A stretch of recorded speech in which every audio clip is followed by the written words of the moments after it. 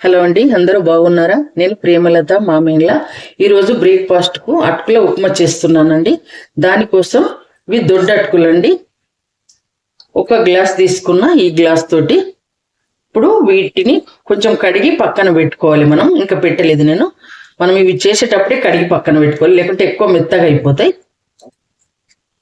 ఇలా ఉప్మా కోసం ఒక ఉల్లిపాయనండి, ఒక 5 పచ్చిమిర్చి కట్ చేసిన, మనకు ఎంత కారం తింటే అంత కట్ చేసుకోవచ్చు అండి, ఇంత అని లేదు. హాఫ్ క్యారెట్, ఒక టేబుల్ స్పూన్ బఠానీ, పచ్చి బఠానీ, ఒక టమాటా, చిన్న 1/2 ఇంచు అల్లం తరుగు, ఇది కొత్తిమీర ఆకు, ఇది కరివేపాకు. అంతేనండి. చేసే విధానం చూపిస్తాను. స్టవ్ ఆన్ చేసి కడాయి పెట్టినండి. కడాయి వేడింది. 1 టేబుల్ స్పూన్ ఆయిల్ వేస్తున్నా, టీ స్పూన్ పల్లీలు, 1 పావు స్పూన్ ఆవాలు, 1 పావు స్పూన్ జీలకర్ర, మినపప్పు కొంచెం, శనగపప్పు కొంచెం, మినపప్పు కొంచెం వినండి, ఉల్లిపాయ,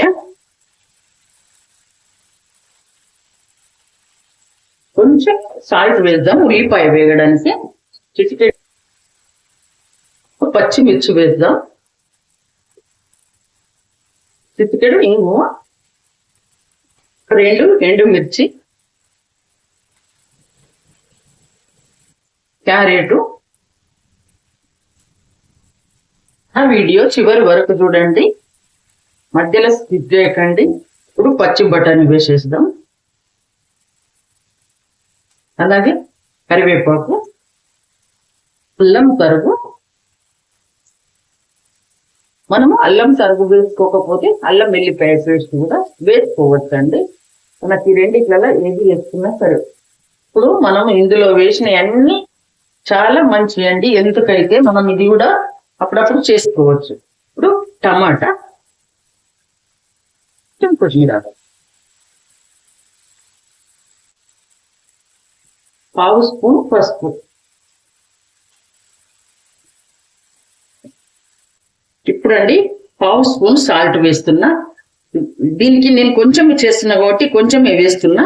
ఒకవేళ తక్కువ ఉంటే మనం చూసుకోవాలి. మధ్యలో కలుపుతూ వేయించుకోవాలండి. నేను ఇంగువ వేసిన కదండి, మీరు కూడా ఒకవేళ ఇంగువ ఫ్లేవర్ నచ్చితే వేసుకోవచ్చండి. చాలా బాగుంటది, టేస్ట్ బాగుంటది, మనకు అరగడం కూడా చాలా మంచిగా అరిగిపోతుంది. ఇప్పుడు చూడండి, ఇప్పుడు మనం వేసిన అన్ని వేగిపోయినాయి. పచ్చిమిర్చి, ఉల్లిపాయ ప్రతి ఒక్కటి ఇలా వేగాలండి. ఇలా వేగిన తర్వాత ఇప్పుడు మనము ఈ అటుకులు వేసుకోవాలి. కడిగి పక్కన పెట్టుకున్నాం కదా మనం, ఆ అటుకులను వేసుకోవాలి. మనము ఇది స్టార్ట్ చేసేటప్పుడే కడగాలండి, ముందు కడగద్దు. ముందు కడిగితే మెత్తగా అయిపోతాయి. మీరు ఒకవేళ నచ్చితే దీనికి ఒక నిమ్మకాయ కూడా పిండుకోవచ్చండి. 1/2 నిమ్మకాయ, మనం ఎంత చేస్తే దాన్ని బట్టి నిమ్మకాయ కూడా వేసుకోవచ్చు. ఇలా కలపాలండి. మనం ఈ అటుకులలో ఉన్న తేమంతా పోవాలి.